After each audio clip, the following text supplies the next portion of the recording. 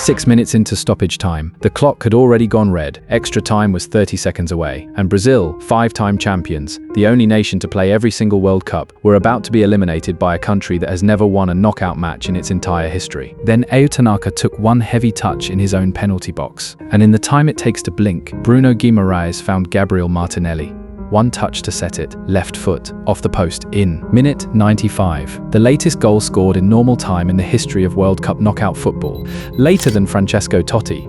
Later than Chadli. Later than Klaas-Jan Huntelaar. In 96 years of this tournament, nobody has ever found a winner that late. Brazil didn't win this game, they survived it. And if you actually want to understand what this Brazil team is right now, not the highlight reel version, the real one, you have to start with exactly how close this one came to going horribly wrong. Let's run the numbers, because the margins here are insane. Final score, Brazil 2, Japan 1. Round of 32, Houston. Keishu Sano put Japan ahead in the 29th minute with a long-range strike that beat Alisson at his near post. Casemiro equalised with a header in the 56th minute. Then Martinelli, 6 minutes into stoppage time, won it. It was the first time since Brazil actually won the World Cup, back in 2002, that they have won a knockout match after trailing.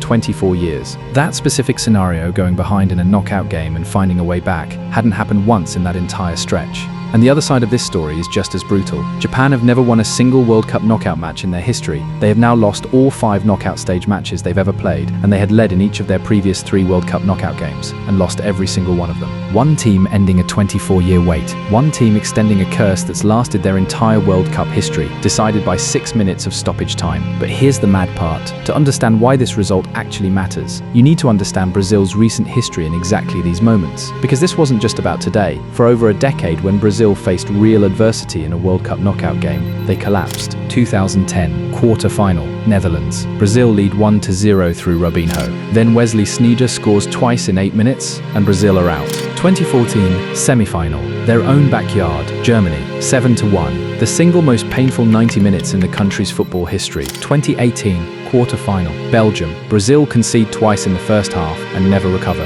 Out again. 2022, quarter-final, Croatia. Neymar scores in extra time. Brazil are seconds away from the semi-final. Then Croatia equalise. Penalties. Brazil miss. Out again. 4 tournaments. 4 moments where adversity hit, and Brazil cracked. That's not bad luck. That's a pattern. And it's exactly the pattern Ancelotti was hired to break. So when Sano put Japan ahead on Monday, and Brazil suddenly found themselves behind in a knockout game for the first time since this manager took over, every Brazilian fan watching had every right to feel the old fear creeping back in. Except this time, for the first time in over a decade, they didn't fold. Nah, I know what some of you are thinking. They were exposed again, same problems as Morocco. Casemiro should have been hooked at half-time. Cunha still isn't a real striker. Ancelotti doesn't even know his best 11. Let me deal with this properly, because honestly, some of it is fair. Brazil's midfield was genuinely exposed again, the same way it was against Morocco. Paquetá struggled to get into the game before going off injured at half-time. And there is a real number 9 question. Cunha's quiet performance suggested he isn't a natural focal point striker, and across this tournament Ancelotti has already tried and abandoned the Igor Thiago experiment too. Those are real issues. I'm not going to pretend otherwise. But here's what the doubters miss. Knockout football was never about looking perfect for 90 minutes. It's about who's still standing when the final whistle blows. Ancelotti was reportedly advised at half-time to substitute Casemiro,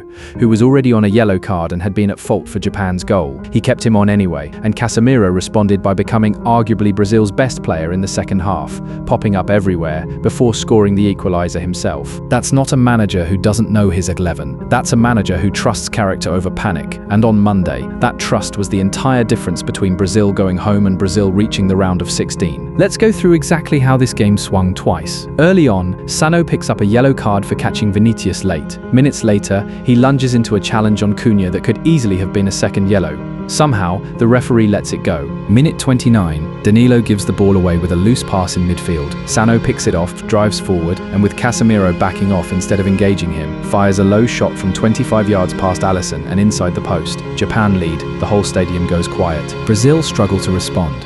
A Guimaraes effort is deflected behind. Cunha has a chance pushed wide by Suzuki. First half ends with Japan controlling the game against 5-time champions. Half-time, Paquetá comes off injured, Endrick comes on, Ancelotti shifts the structure. Minute 52, Suzuki blocks a header from Guimaraes. A minute later, Casemiro's close-range header cannons off Tomiyasu, then off the goalkeeper, then back onto Tomiyasu on the goal line. and somehow stays out. The chances are coming now, it's just not going in. Minute 56.